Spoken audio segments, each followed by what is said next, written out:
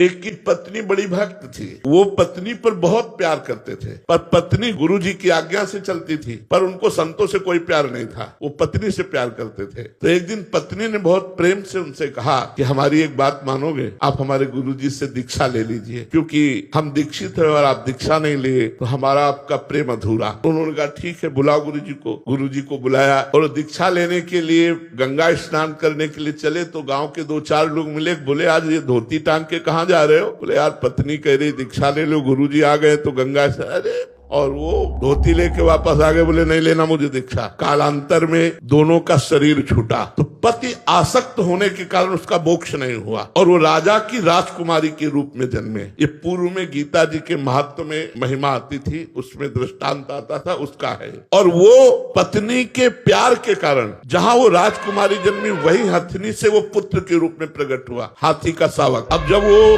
नव युवक अवस्था में हाथी आया और श्रृंगार करके राज सवारी निकली और राजकुमारी सिंहासन पर आरूढ़, तो जे भी उसने देखा तो पूरी स्मृति जागृत हो गई कि ये तो मेरी पत्नी थी। अब ये राजकुमारी और मैं हाथी हूँ, कैसे मिलन हो सकता है? वो चुपचाप सहता रहा क्योंकि कुछ अपनी बात व्यक्त नहीं कर सकता, हाथी रूप में है। अब राजा ने अपनी राजकुमारी का स्वयंवर रचा। जे ही स्वयंवर की घोषणा हुई तो उसने खाना पीना सब छोड़ दिया। वो बहुत ही सुशोभित हाथी के रूप में था। राजा को सूचना पहुंची, राजवैद्यों ने देखा, बोले कोई रोग नहीं। राजकुमारी विज्ञान संपन्न थी क्योंकि भजन करती थी। उसने कहा इसकी औषधि मेरे को पता है, मुझे एक बार इसके समीप जाने दो। नजदीक गए और कान में कहा था गुरुदेव को वरण कर लो। नहीं वरण किया ना तो हाथी की योनि को प्राप्त हुए। सकुचाओ मत, तुम्हारे गले में जयमाला डालूंगी। सकुचाओ मत, स्वयंवर में तुम शोभा के लिए खड़े किए जाओगे और मैं तुम्हारे ही गले में माला डालूंगी और इस जन्म में इतना भजन करूंगी कि आगे जन्म में हम फिर दोनों मिलेंगे। उसने ऐसा ही किया। भजन के प्रभाव से अपने पति को हाथी की योनि से मुक्त करके